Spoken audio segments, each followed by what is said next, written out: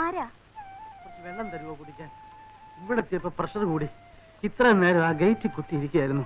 അയ്യോ, എന്നിട്ട് ആരും കണ്ടില്ല? കണ്ടാ തന്നെ ആരെങ്കിലും തിരിഞ്ഞു നോക്കുവോ? കാലം അതായി പോയില്ലേ. കുറച്ച് വെള്ളം താ മോളെ. ഇങ്ങോട്ട് കയറിയിരുന്നോളൂ.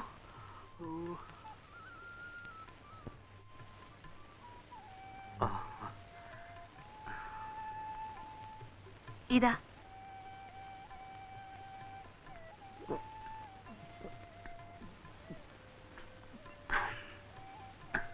എവിടെയാ വീട്? കുറച്ചകലെയാ. ഇവിടെ എവിടെയോ എന്റെ ഒരു ബന്ധു താമസമുണ്ട്. ഇന്നലെയാ അറിഞ്ഞത്. കാലത്തെ തപ്പി ഇറങ്ങിയതാ. ആരാ? വീട്ടുപേരെന്ത് പറയും? അതല്ലേ കുഴഞ്ഞത്. എന്റെ ഒരു അടുത്ത സുഹൃത്തിന്റെ മോളും ഭർത്താവുമാണ്. ആലപ്പുഴക്കാരാ. ആലപ്പുഴക്കാരോ? ഈ സ്ട്രീറ്റിൽ ആലപ്പുഴക്കാരായിട്ട് എന്റെ അറിവിൽ ഞങ്ങൾ മാത്രമേ ഉള്ളൂ. ആലപ്പുഴ എവിടെയാ മോളുടെ വീട്? മുല്ലയ്ക്കൽ.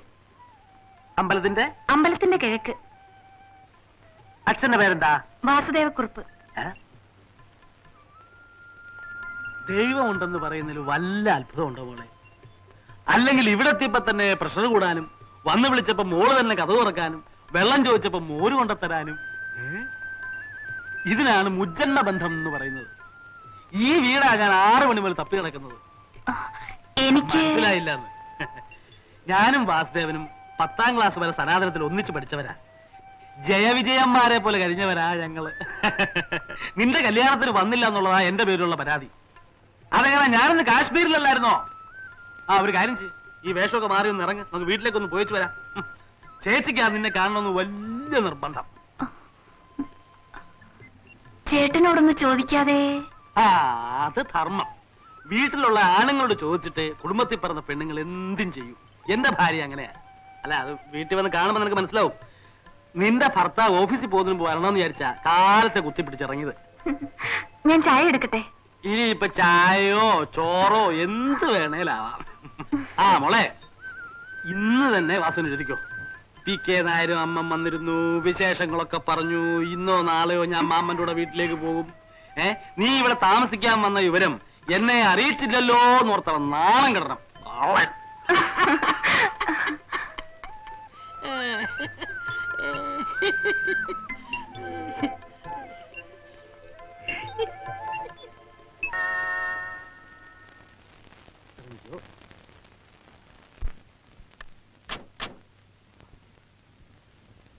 നമുക്ക് എന്റെ ഭാര്യയ്ക്ക് ഒരു സർപ്രൈസ് ഉണ്ടാക്കാം. ആളാരാണെന്ന് ആദ്യം പറയരുത്. എന്റെ കൂടെ കണ്ടാലേ അവൾക്ക് ആളെ മനസ്സിലാവും. വാസുദേവന്റെ മോളാന്നറിയുമ്പോ നല്ല രസമായിരിക്കും. അതുകൊണ്ട് മോളാദ്യം ചെല്ല, ഞാൻ പറയാം.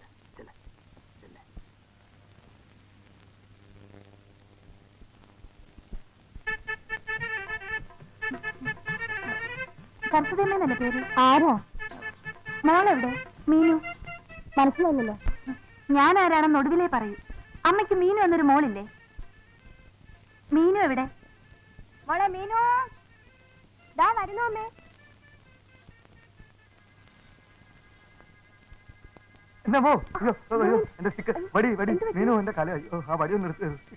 ചേട്ടാ, ചേട്ടൻ എങ്ങനെ ഇവിടെ എത്തി? കുട്ടിയുടെ ചേട്ടനാ? ആരാ അമ്മേ? ആരോ എന്റെ പേര് വിളിക്കുന്നല്ലോ. ആരാണ് സ്ത്രീ? വെറുതെ കളിയാക്കല്ലേ.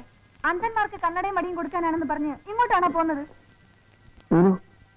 എന്നോടാണോ ആ സ്ത്രീ സംസാരിക്കുന്നത്? ആരോടാ ഞാൻ സംസാരിക്കേണ്ടത്? എനിക്കൊന്നും മനസ്സിലാകുന്നില്ല.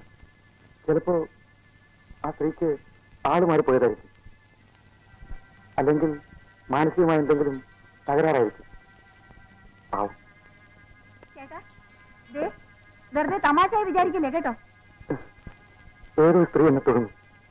അമ്മ ഏതൊരു പുറത്തേക്ക് വെച്ചു. എന്റെ മുഖത്ത് നോക്കി പറയും ഞാൻ ഗോവിന്ദേട്ടന്റെ ആരുമല്ലെന്ന്. കാഴ്ചശക്തിയില്ലാത്ത ഞാൻ എങ്ങനെ നിങ്ങളെ കാണാനാണ്?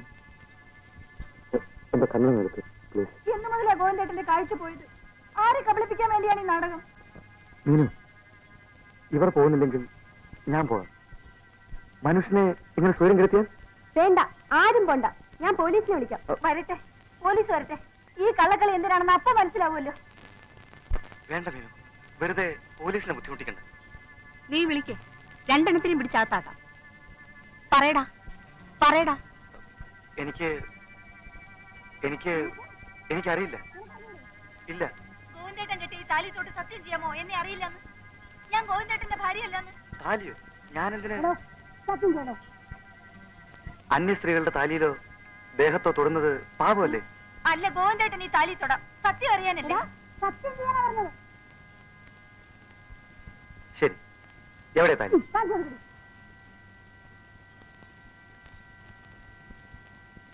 സകല ദൈവങ്ങളെയും സാക്ഷി നിർത്തി ഞാൻ സത്യം ചെയ്യുന്നു,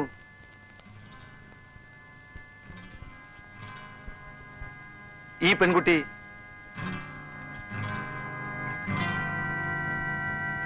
പെൺകുട്ടി എന്റെ ഭാര്യയാണ്. എടാ ചെമ്മാടി, നീ ഇത്രയും ദിവസം കണ്ണുമുട്ടനായിട്ട് അഭിനയിച്ച് ഞങ്ങളെ പറ്റിക്കായിരുന്നു അല്ലേ? അയ്യോ, ഓഹോ, അപ്പൊ കൊറേ നാളായല്ലേ ഇത് തുടങ്ങിയിട്ട്? അല്ല, ഞാൻ പറ്റിക്കായിരുന്നില്ല. പിന്നെ എന്തായിരുന്നു ഉദ്ദേശം? മനസ്സിലായില്ല. എനിക്ക് മതിയായി ഗോവിന്ദേട്ടാ, ഇനി ഞാൻ നിങ്ങളെ ഉപദ്രവിക്കാൻ വരില്ല. ശോഭേ, ഒരു നിൽക്കൂ.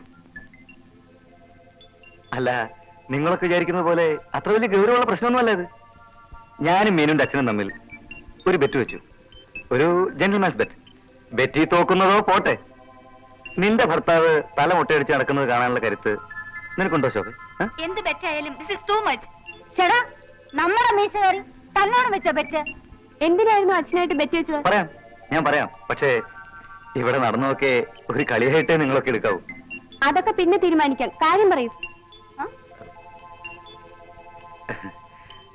ഒരിക്കൽ ബസ്സിൽ വെച്ച് ഞങ്ങൾ തമ്മിലൊന്ന് ഉടക്കി.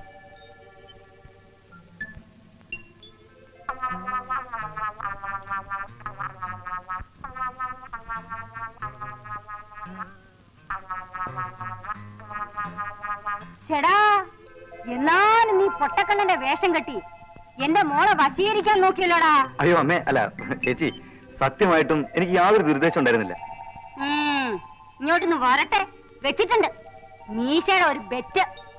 കുഞ്ഞേ, ദേ നിന്നെ കെട്ടിയനെ വിളിച്ചോണ്ട് വീട്ടിൽ പോയിക്കോ. കൂടുതൽ കുഴപ്പമൊന്നും ഉണ്ടാക്കണ്ട, പോയിക്കോ.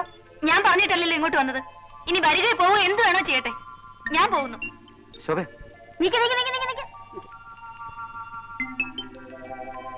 ദാ, നിന്റെ നിന്തിരി ഇവിടെ കൂടെ കൊണ്ടുപോയിക്കോ, പോയിക്കോ. ശോഭേ, ഇവിടെയാണ് വെച്ചേ.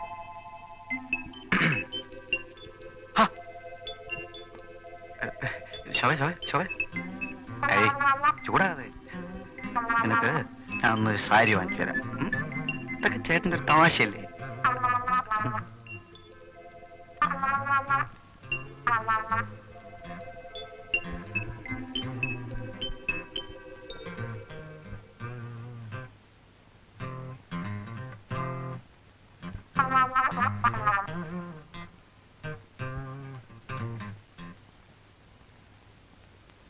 മോളെ, ഈ വടി മോളിൽ കൊണ്ട് ഒളിച്ചു വെക്കണം. ആ കിളവൻ കണ്ട എടുത്തോണ്ട് പൊക്കളയും. അവിടെ നിൽക്കണം, ഇങ്ങോട്ടൊന്ന് വരണം.